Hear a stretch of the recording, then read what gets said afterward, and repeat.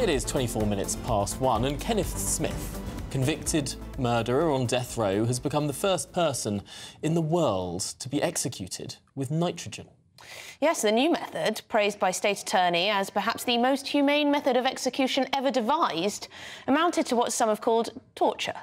Yes, according to witnesses, the execution didn't take the few minutes that it was expected. Instead, 22 minutes, and Smith appeared to shake and writhe, sometimes pulling against the restraints. Yes, that was followed by several minutes of heavy breathing too. Now we're going to have a debate. Joining us now is the former Cabinet Minister Anne Widdecombe and Vice Chair at Ministry of Defence Research Ethics Committee, Professor David Albert Jones. Very good to see you both. Thank you very much for joining us. Anne, come on, give us the case for bringing back capital punishment.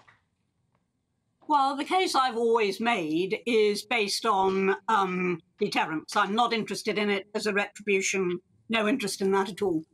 But in the 5 years after the abolition of the death penalty in this country, statistics were still kept divided into murders that would have been capital and murders that would not have been capital, that is, would not have attracted the death penalty. We don't do it now, it's all lumped together.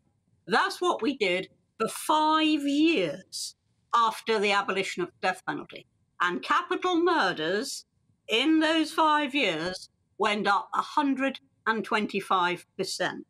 So there was also an enormous rise in crime, I think it was about 40%, where firearms were actually taken on robberies. Now, therefore, to my mind, there is a very clear deterrent value to capital punishment.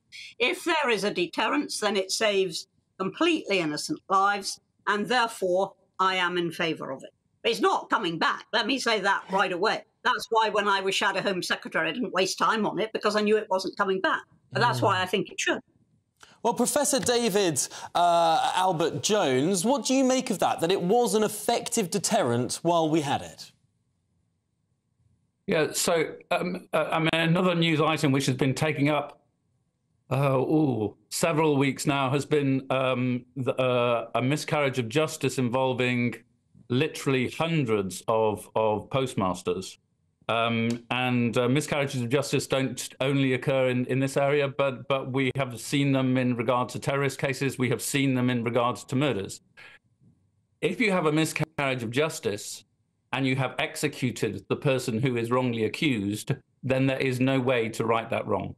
So you think there's always a chance that we could have got the wrong person, and therefore, would you say it is barbaric, Professor? Well, it's barbaric to kill the innocent, certainly. I mean, also there is another question. But the guilty, is it barbaric to kill someone if you've got them banged to rights and you know you know they're guilty, 100% guilty? So there's two things here. Firstly, I'd say you can't have a law which is only based on the nice, clean cases. Difficult cases make bad law. You can say, oh, in this one particular case, this I know. But there will be cases which will go through where people are innocent and then they are convicted, even if that's an exception. And the notion that the state would execute someone who is innocent, I think, is barbaric. But I think even with the guilty, I don't think the state should be in the business of killing people if there is an alternative. And I do think that imprisonment is an alternative. I mean, whether we get the tariffs for imprisonment right and whether we release people who are dangerous, who shouldn't be released, is a different question. But we can keep people in prison. And if we can keep people in prison, then to execute them, I think you don't use lethal means if non-lethal means would do. Anne Widdecombe, what do you make of that? When we had capital punishment, we did get it wrong. There are cases of people who were subsequently found to be innocent who the state killed. Surely that's unjustifiable. If you actually look at that, in the last act that was passed that governed who could and could not be executed, which was in the 50s, there's only been one case where somebody who really was innocent was hanged. There's been a lot of controversy that said Henratty was innocent. He wasn't, as was proved. How was it proved when DNA came in?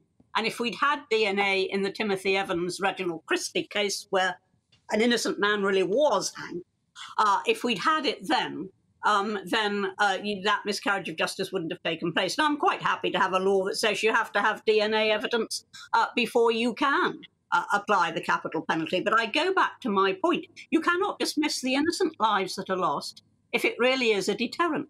And it wasn't a small rise in those 5 years. It was 125%. It's a deterrent. That's the moral argument for it.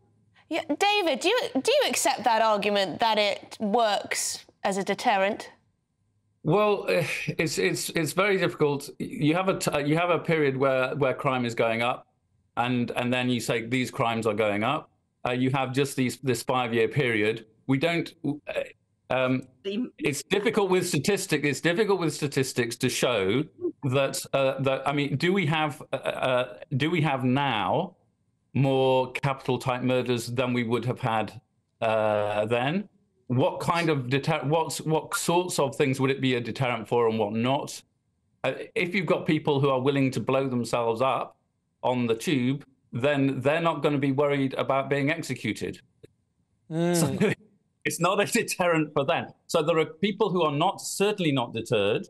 There's a big question about playing with data. And there's the fundamental thing that we did get things wrong. Birmingham 6, we got that things wrong. They are precisely the kind of people who would have been executed. And you're shaking your head there, head in your hands. Yeah, I was a bit, because obviously you cannot compare. If you're looking at the impact of the death penalty, and if that's your only question, you can't compare statistics from the 1950s with statistics, or it was the 60s then, the 1960s with statistics now, because there's been, as David's rightly pointed out, a whole number of social factors that have changed. But if you're looking at something's impact, you look at the immediate impact. That was why, for those 5 years, those figures were collected, because they were actually analysing the immediate impact. I mean, over time, other factors come in. So, I mean, I still stand by that. As I've said, DNA has made an enormous difference to how we really can be certain of guilt.